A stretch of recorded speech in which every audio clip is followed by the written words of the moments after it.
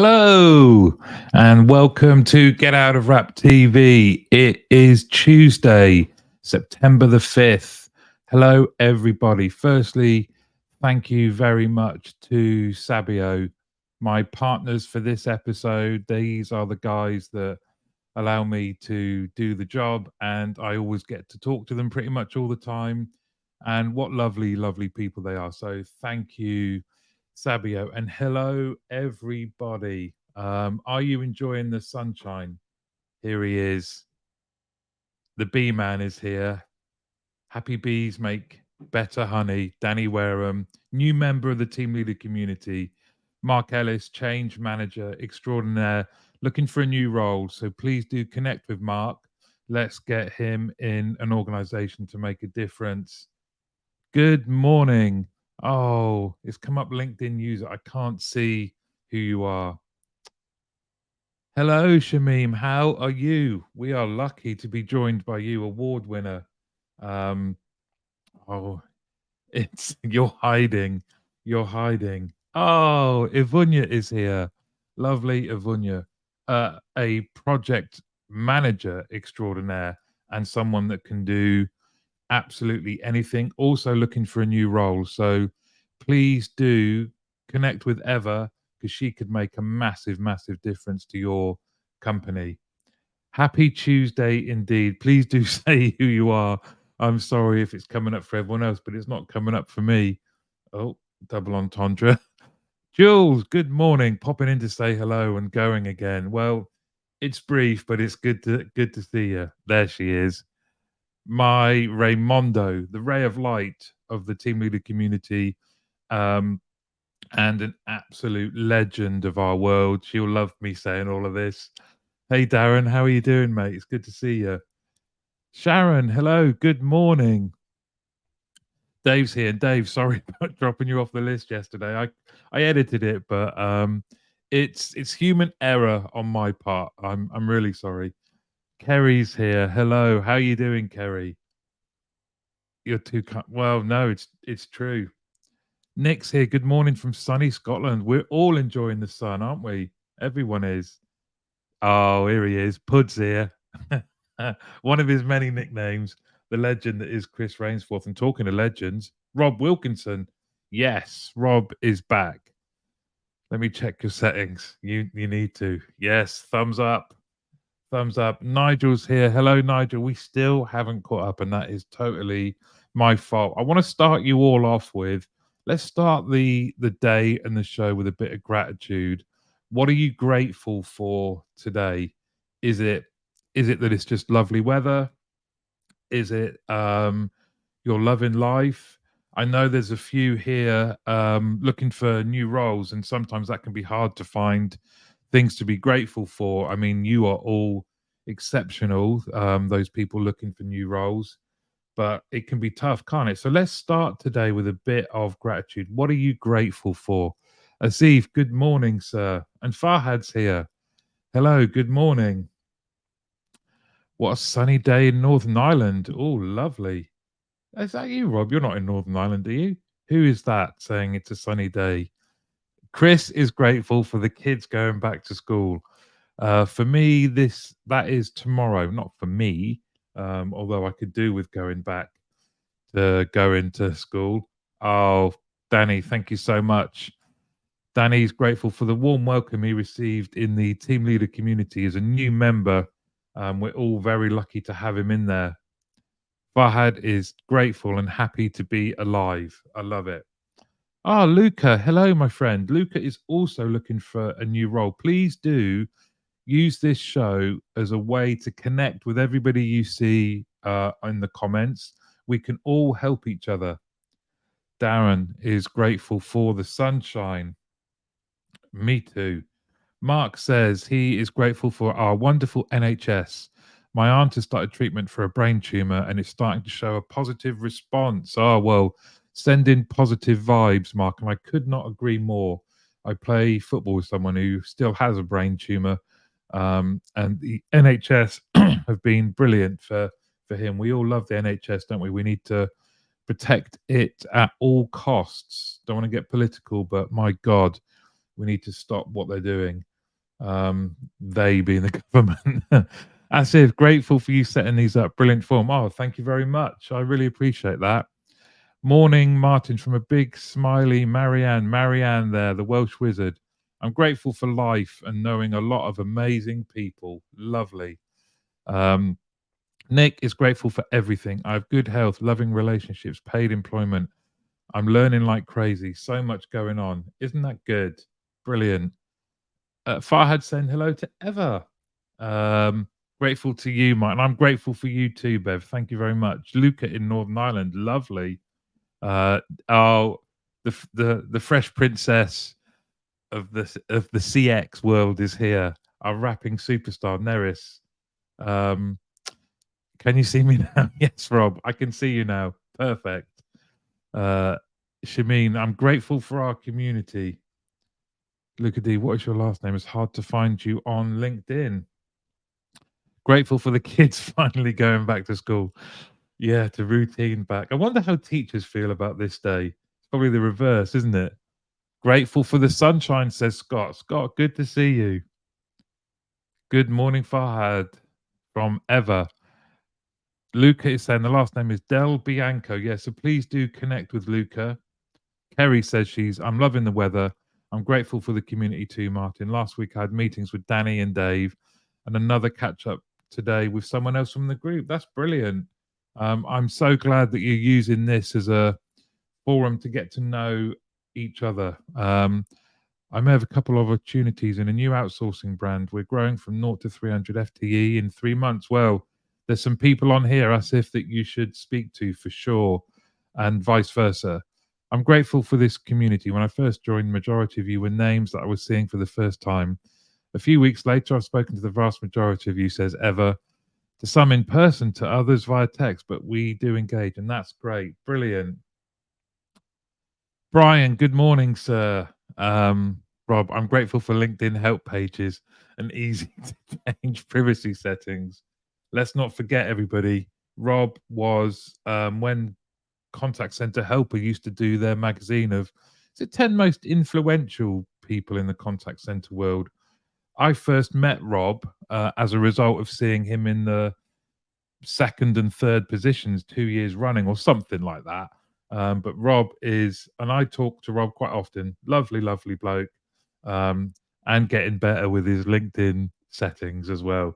So what are you grateful for? I'm grateful to be doing this show with you all and for all of you coming in and doing comments. I still have a bit of PTSD from the time when no one the show wasn't working properly and I ended up just talking to myself, no comments. It was very, very tough. Although I do talk to myself on my dog walks. Harvey is here. Hello, get out of rap people. I'm grateful for family, friends, health and opportunities. Great topics. Thank you, Harvey. And Harvey, you're doing a LinkedIn live as well, I think, aren't you? Please do feel free to share it here. Mike's here. Brilliant. Morning. Today, I've been reflecting on all the support I've received over the years, the helping hands, kind words, non judgmental ear. Um, that's lovely to hear, Mike. And you are a top bloke. Um, I'm not sure what you're laughing at there, Darren. Hopefully, it's something I said. Danny says, Rob's mint. We cut our teeth in the Caldwell melting pot. Such a way with words. Um, Rob, grateful to be in such an awesome room of people. They are indeed awesome, Rob, aren't they? Very, very true. Um, so I want to just draw your attention to, I didn't do, was it, wow, 20 years ago. I know that you and Danny worked together, Rob. Oh, good, Darren. Thank you very much. Um, there wasn't a podcast on Friday just gone. There is one coming up, and I'm very pleased to say it's.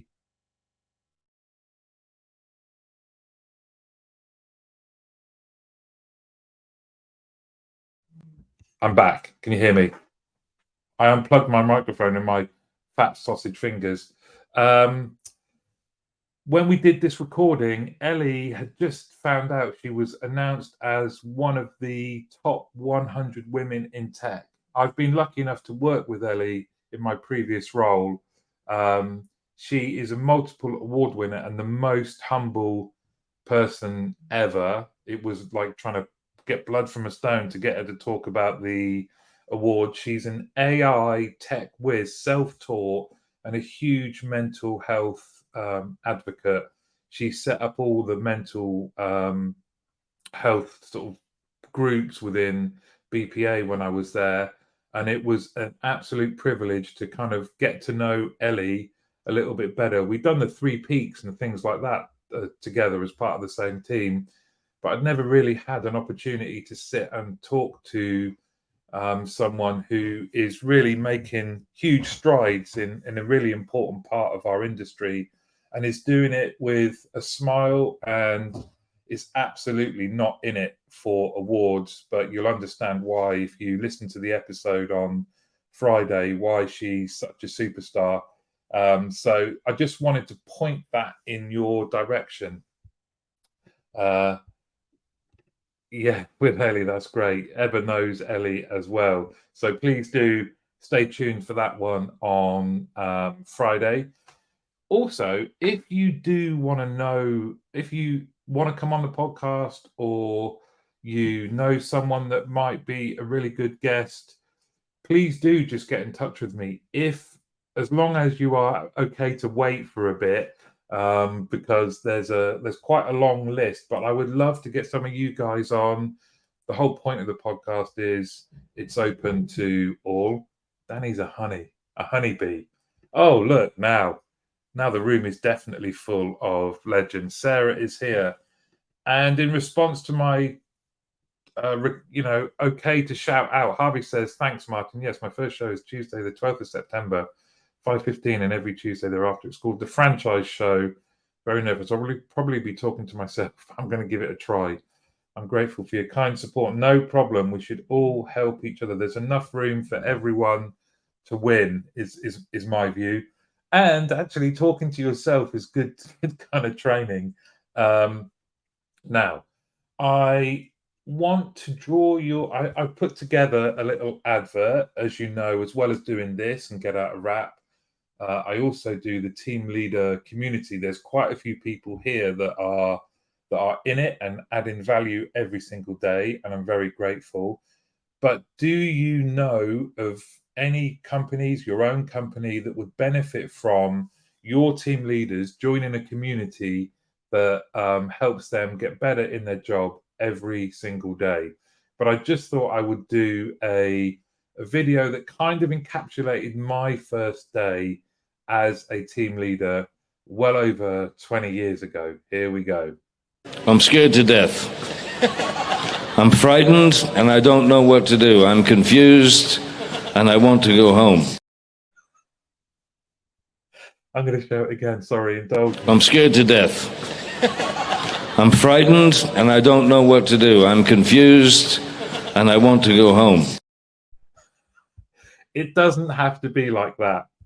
So the whole point of the team leader community is whether these are they are bright, but brand new team leaders, or maybe they're not even team leaders yet. Please do get them in. They can come into the community and learn what it takes to be a team leader in a nice, relaxed way. Please, can you, if you can, help me out by referring companies to me, telling people, oh, you should check out this community for team leaders. You guys can. I need to put together some kind of ambassador scheme or something like that, but or referral scheme. But in the meantime, please just send people my way. Yeah, thank you very much. Can't have too much, Johnny. No, you can't. He's got everything, hasn't he? Damn him. So true. Remember those days so well. I tried to take myself back to the mindset, Darren, of my first day and thinking how scared I was, and I just wanted to go home. Yeah, thank you, Eva. Beverly Hughes. People who think you can have too much are just shallow. Oh, thanks, Harvey. there's been a few that I've made that I can't share because in hindsight, when I've watched them back, they're just a bit too contentious and risky. Right. We're coming to the part of the show where I normally will do, we are going to do it. We'll do a question, and I've thought long and hard about this one, and I'm very lucky that we're all in the room and you're super duper human beings.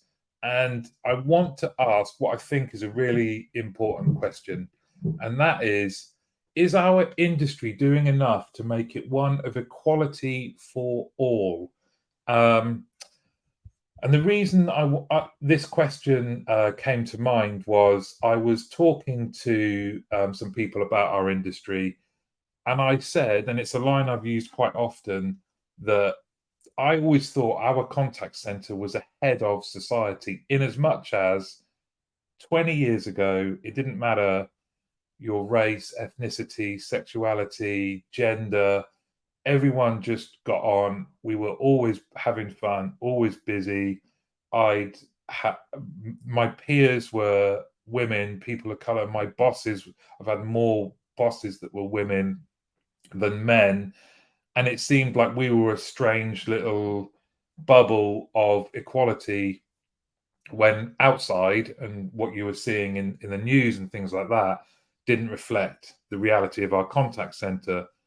But the more I've educated myself and the more kind of shows and people I've had on the podcast, I've realized that that might not be the case. And you look around and you wonder about kind of glass ceilings. And I know next Tuesday, the CXFO are doing a webinar that looks great. It's free and it's about women in CX.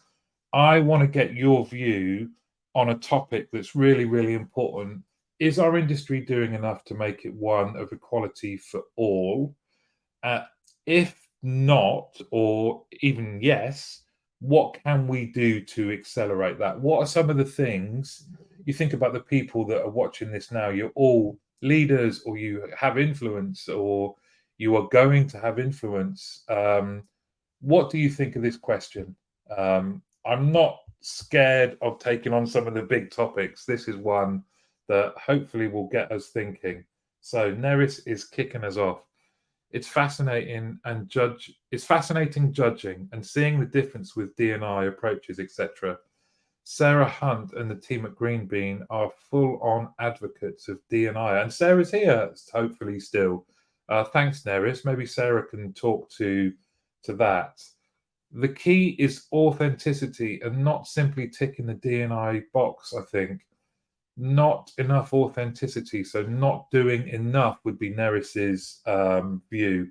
Our industry is not doing enough. Danny says the short answer, no.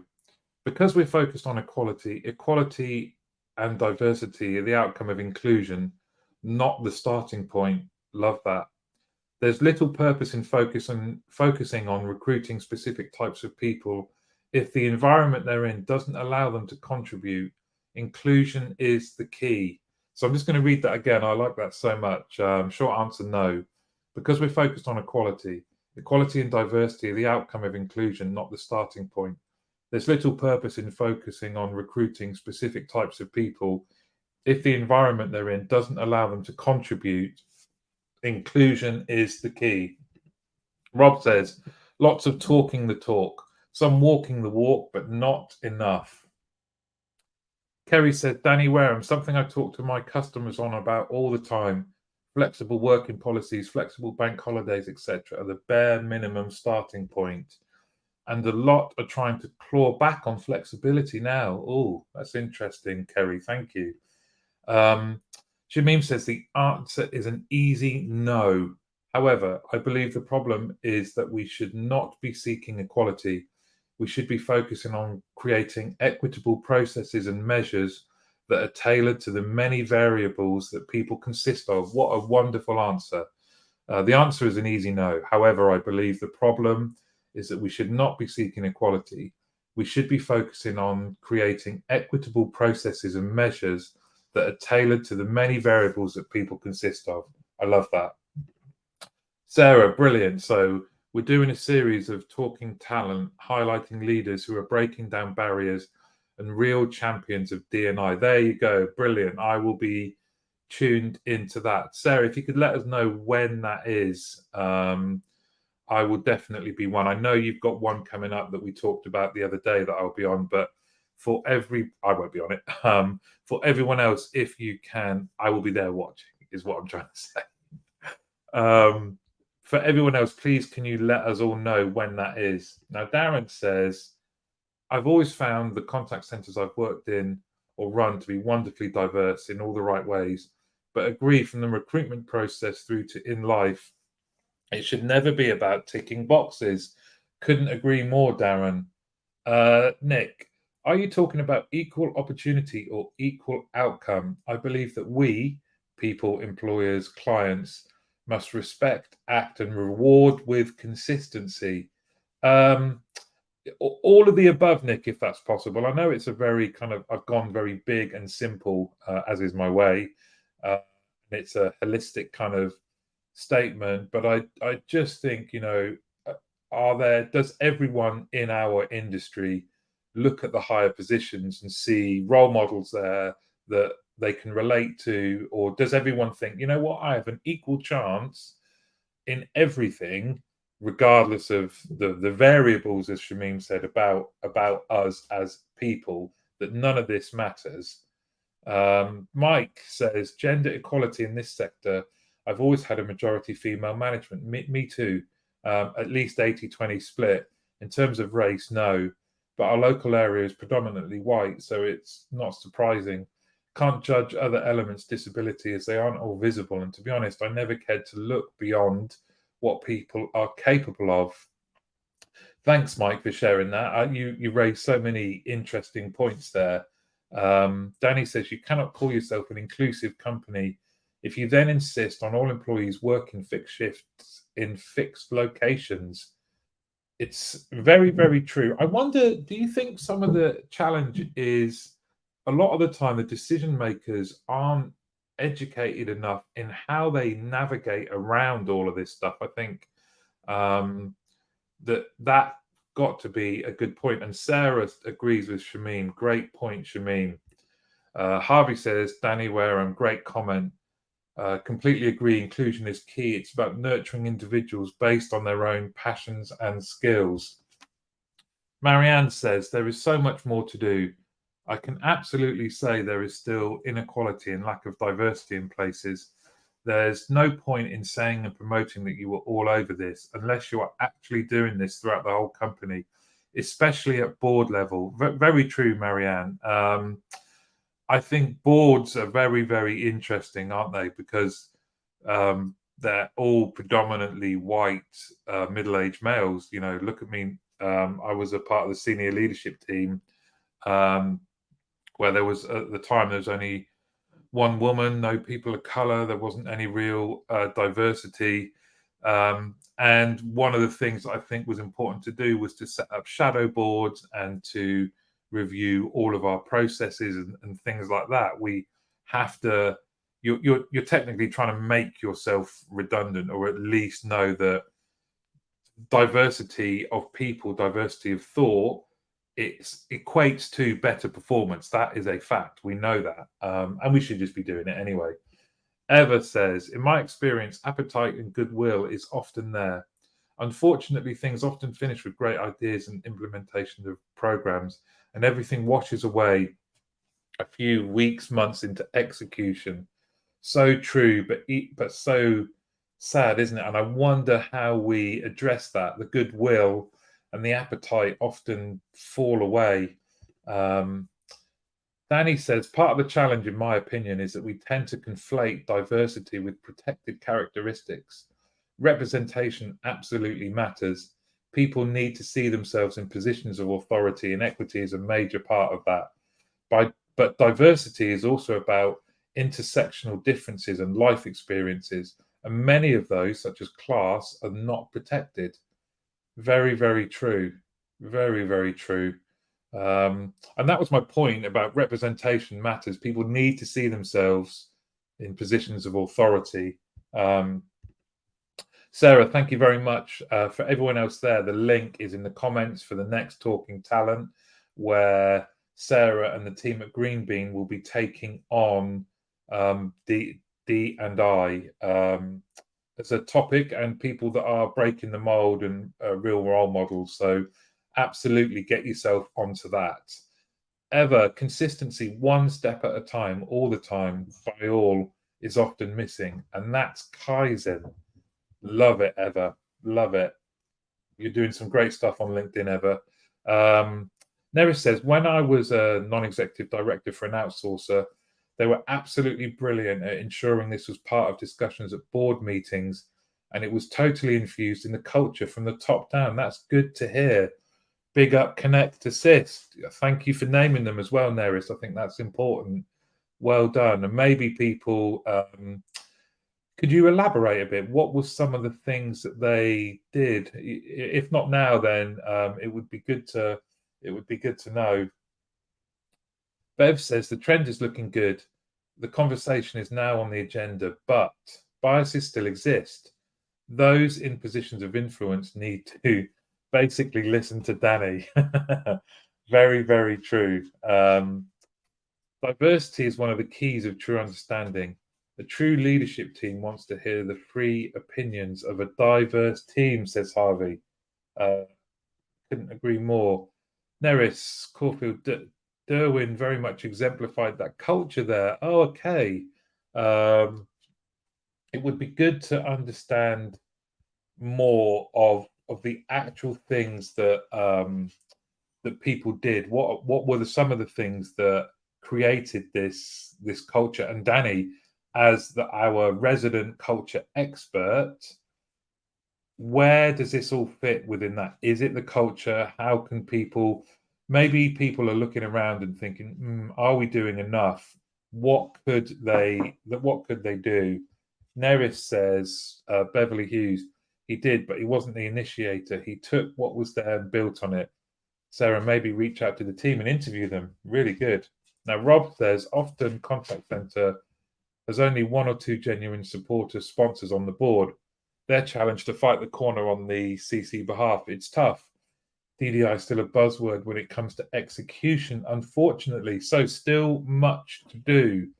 How, if some of the things that keep coming across in the comments, if the will is there, but we're not quite executing, where do people start? What can they do? Definitely through taking in things like the Talking Talent series and other things that people are doing. We want 50% of our senior leaders to be female by 2028. That's a great KPI. But are you going to allow those women to actually take part in decisions, or is it a checkbox? Again, inclusion is the key. I think kind of I read something like that, Danny, and I can't help but think about, when you've seen panels that people have shared on social media and the panel is on diversity and everyone on the panel looks exactly the same. So yeah, really, really, really good point. A tricky topic, but one that we shouldn't shy away from discussing and celebrating the good, but also seeing what we can do about it. And if, as a result of this, would be great if you could do me an intro. We get to hear from people that have made a difference. Then happy days. It's nice to see some actual activity come out of our discussions. You guys, as always, you're like you're like the brains trust. So Marianne says, I worked with Derwin Jones and he was a great supporter of my beliefs on equality and diversity, and therefore was an amazing support on my vision and ethos. That's great to hear. Nick says, thinking about Neris's earlier comment and my own experience in contact center outsourcing, I would say they do a pretty good job. Is this the same true of brands, I wonder? Sounds like not so good. Anyone else out there can maybe give it some more information, because Nick's question is a good one. Danny says, a big indicator of our seriousness is where we budget. Yeah, follow the money. We're serious about CX, so we put our money where our mouth is. How often do we see EDI with budget, influence, and gravitas? Don't talk about it, be about it. That is the takeaway from this really interesting discussion. Don't talk about it, be about it. Agreed, Danny. CX needs that support right from the top. Too many cases where that isn't the case.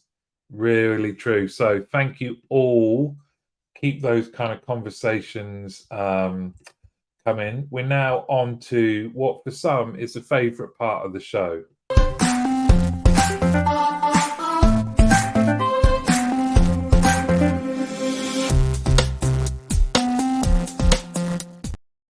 That's right.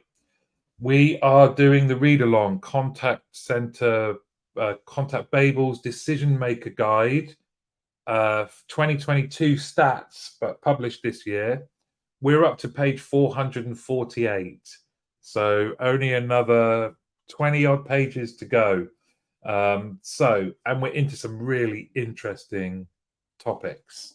It's nice to see people using these stats out in the world. Hopefully, we're all becoming a little bit more informed. This will be very, very much the first time I've ever read this cover to cover. So let's dive straight in with contact center leaders were asked what do they think the top 3 factors are that they believe would increase agent performance. And we're going to start with one that I hope generates some conversation, because I don't know about you, but I think what this showed, yeah, if the number one thing that these leaders said was to help agent morale, they thought the number one thing would be technology to support agents to help customers. I mean, absolutely. I know and I've seen agents are frustrated when they have old technology, multiple systems. And we know, don't we, from an earlier page of this report that if you have more than 5 systems that an agent uses, there's a direct correlation between higher attrition. People just get fed up using awful technology. But did they? The leaders that were asked ranked giving people better technology the number one thing to improve agent morale. I think that shows they're a little bit out of touch. This could just be my opinion, though. Let's see. Sorry, I've missed some of the. Can someone give me a quick recap of the previous pages? Well, yes, that someone is called YouTube, Rob. You can go back and watch all of the other shows. Rob Wilkinson, number 1, customers want. Number 2, we can do more. Oh, Alistair's here. Greetings from the mean and bloody cold streets of Canberra. We're having some sun while you guys over in Oz are not. So just let us have this, Alistair, please. Cheers. Now, come on. What do we think of this? Does this, for your centres with your agents, do you think they would rank this the same? Let's have a look at some of the. So, number 1, technology to support agents to help customers. Number 2, higher pay. Number 3, empowerment to make the decisions that help customers. Number 4, flexible shifts. Incentives, bonus, prize gamification. Improved training. Way in the middle. Opportunities for home working after that. Employee recognition after that. More flexible holiday options. Better facilities. And an improved office environment. But number 1, the contact center leaders that were asked said, I know what will cheer everyone up. Better technology. I'm sorry, but don't you think, am I alone on this? I find that laughable that they honestly thought that was the number one thing that would improve agents' morale. So talk about out of touch. I've got opinionated, Dennis. Sorry, it's just I know agents. I feel like I'm closer to them. Anyway, Danny says this slide is why I have a role. Oh, Darren says, agree on the tech part. Biggest feedback I get from my agents. It's the one thing that drives them mad every day, but we're making progress, having put in a new contact management tool, but we still have more to do. Darren, I'm sorry. If your agents are saying that is absolutely the number one thing, then maybe I'm wrong. And I'm more than happy to be proven wrong on anything. Uh, at least the majority of people's first answer was higher pay. That's true, the 23%. Yes, Kerry. Good shout. Eva, I'm surprised that improved training is rather low and only at 5%. So much can be achieved through a great training and quick knowledge application. I think I agree with you, Eva. It talks to where people see their role, I think, and they haven't been shown that their role is really important, and actually getting better at it will give you better job satisfaction. Mark agrees with me, very out of touch. Rob, Bananarama syndrome. Now, please do explain this, Rob. I've heard you talk about this before, but I think we'd all benefit from you explaining what is Bananarama syndrome. Um, Kerry says, when talking to people, I would think pay, flexibility, and investment in people, i.e., training and development. Um, it ain't what you do; it's the way that you do it.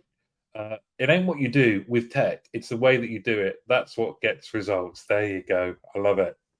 Um, Danny Worm says this is like asking what would make people healthier: Beecham's, hydration, fresh air. You need to understand what health actually means. In this context, what is the organization trying to achieve? And then how do you engage people in that? Otherwise, you're spending money on stuff that won't improve your organizational health. Very true. Harvey says, I've had conversations with many franchisees about how to keep hospitality staff happy. When you're working on minimum wage, you have a lot of options, so make it fun, support your staff, understand your team as individuals, nurture talents and passions, and listen. Finally, say thank you. Very true. Um, I don't see better relationship to management there. Feeling appreciated would rank high for me. Yeah, very good point, Nick. Um, yeah, because even employee recognition has awards tagged on the end. Luca, I'm assuming this is you. I would put on the top three career development, being treated as an individual and not just a number, and then benefits salary. Yes, I would agree with you. Now, moving on, um, the Bananarama thing, yeah, Marianne, very true. Moving on to the next one was here we go. The top three characteristics that are most useful and valuable in a contact center agent.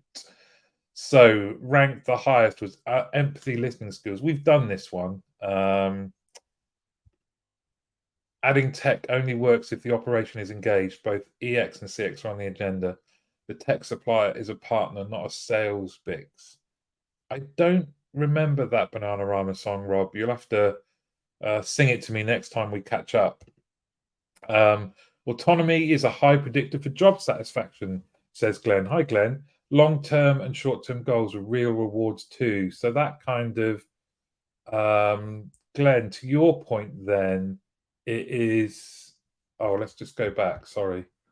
It is the empowerment to make decisions that help customers, right?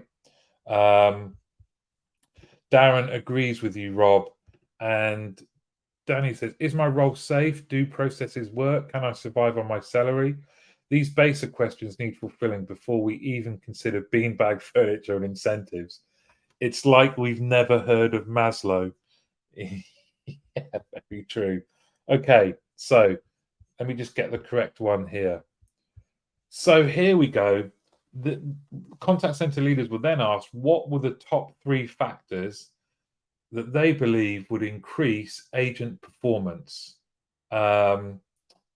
Whilst you read that, I'm just going to have a quick coffee. Sorry. Okay. Number one, ranked highest by a significant difference, was improved knowledge management applications. Darren, to your point, right? Was your CRM. Sorry. Empowerment to make the decisions that help customers, unified omnichannel agent desktop, better QA and feedback, improved training, better team communication, incentives, higher pay, and then improved office environment. Again, I don't really know what to make of that.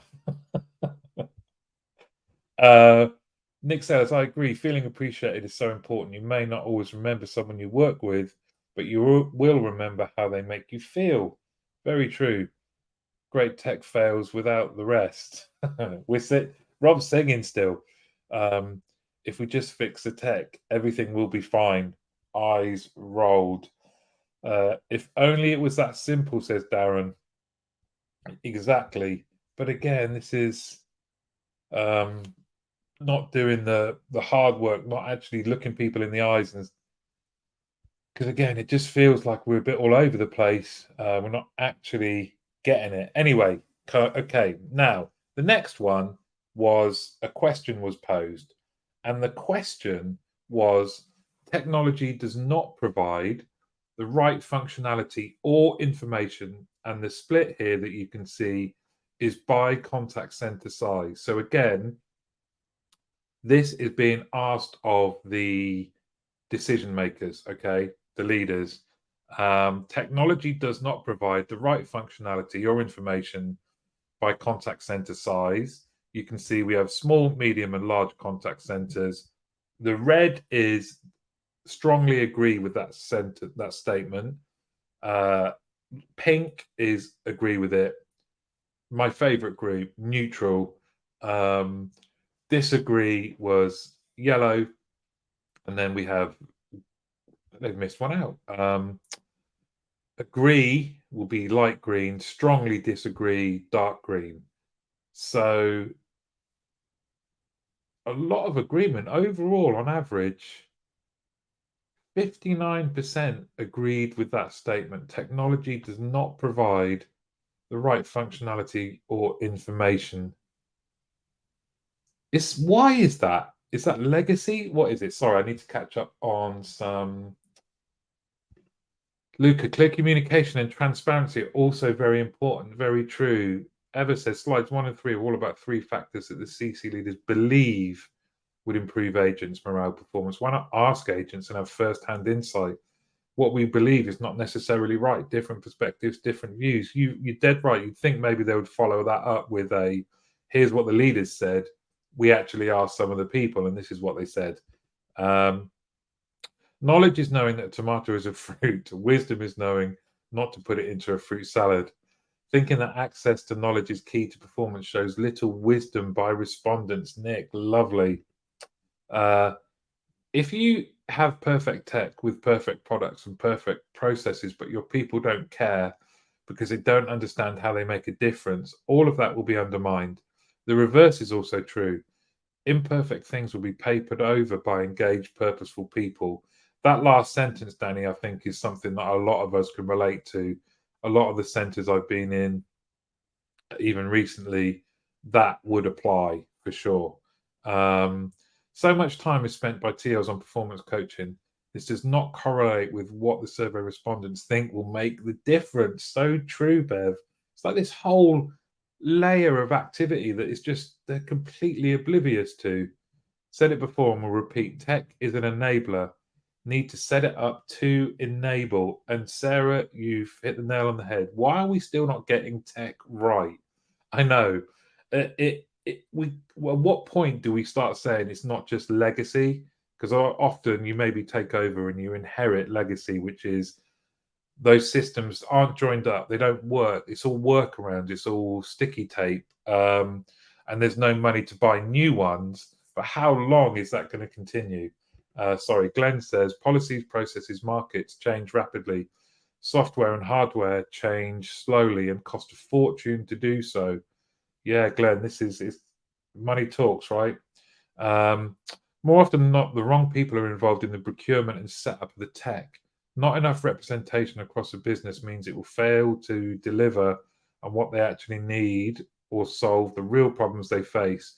It solves a theoretical problem envisioned by an out of touch member of staff. Very true, Mike. Apologies, Martin, and all need to drop. Love the interaction. Well, thank you, Nick, for your contribution as always. Uh, Darren agrees with Glenn, agreeing would refer back to earlier comments around getting that buy-in from the top, getting budgets to actually make a real difference. Now, I'm assuming you guys at some point or now are at the top. let's start changing things, shall we? If not, let's just take over and start a revolution. We have more tools than ever to achieve what's needed. This is the thing, Rob, isn't it? Cloud, all that kind of stuff. We need to make some changes. Sarah Hunt, Bev is replying to Sarah, because budget for tech purse strings are held by IT. What Mike Clark just said, there is a lot of agreement here, and you guys are spot on. Now then, probably got time. Have we? Yeah, we've got time for one more slide. And yeah, Rob and Mike agreeing, bang on. Okay, so the next one was, there is too much. This is a statement. Too much focus, too strong a focus, sorry, on adherence to cost-based metrics. Bev's well up for, let's paint our faces and start a revolution. Freedom. Oh, I'm like a bald revolutionary.